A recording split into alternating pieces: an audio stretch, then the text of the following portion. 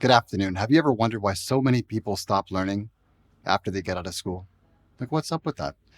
Well, I do. And as a parent, I've wondered often about my own sons. How come they end up doing some things and then they quit other things? Or how come they end up being enthusiastic about this thing over here and not so enthusiastic about that thing over there? And I've come to the conclusion that if I forced my son to do some exercise, it doesn't usually work out very well. I noticed that I have to continue forcing him into it. I mean, maybe you've done this yourself. Maybe you have children or not, but if you're a teacher, I think you know exactly what I mean. Once you introduce force and compulsion into some activity, you pretty much have to keep it going over and over again. And the moment you withdraw the compulsion or the force, the person just kind of just says, well, I guess I'm not doing that anymore. I don't want to do that. I'm finished. So what's the difference? Well, one of the ideas I got from a course I took about 10 years ago was this concept of discovering for oneself. Well, apparently this is quite a true thing about human nature because we tend to be much more powerful in our commitments when we are following a direction of our own choosing, when we've discovered something for ourselves. And there's something powerful about that that allows us to keep on showing up and doing that thing.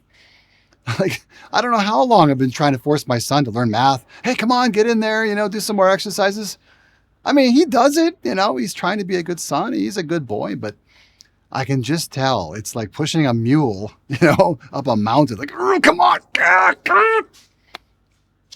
But if I just kind of let him be for a bit and I take a look at what he really wants to do, I don't have to force him into some activities. Like he likes other things. He just gets into it.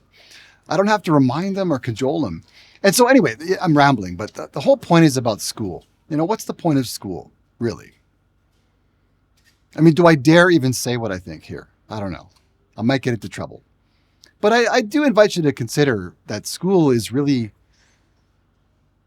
a house of compulsion. I mean, I'm not telling you anything you don't already know. I mean, let's just be honest here. It's a place where you send your children so they are compelled to pay attention. They're compelled to sit. They're compelled to do as they're told. You know what I mean? I'm not just saying it's bad. I'm just saying, hey, is there a result that we're kind of creating here as part of this process of sending them by force and having them forced to sit there and compelled to listen and pay attention?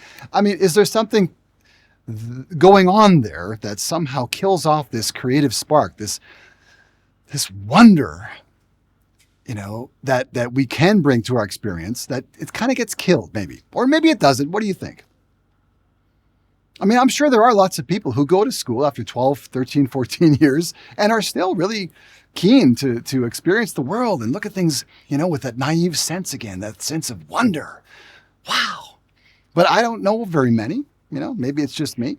But of those people who, retain that creative spark, that desire, that wonder, I think they're the ones who discovered something for themselves. They discovered something and said, whoa, how about this? Nobody told them to do it. Nobody forced them into it. And I think that's what really accounts for a lot of the amazingly productive behavior of some people. They've discovered something for themselves and they're into it. Anyway, what do you think? How's the argument going for you? Is compulsion the way to go? You got to sit them down, tell them what to do, and just keep on, head to the grindstone, as we say? Or do you kind of step back a bit as a parent, as a trainer, as a manager, and allow individuals to discover something for themselves? What's the balance? I don't know. I don't have all the answers. What do you think?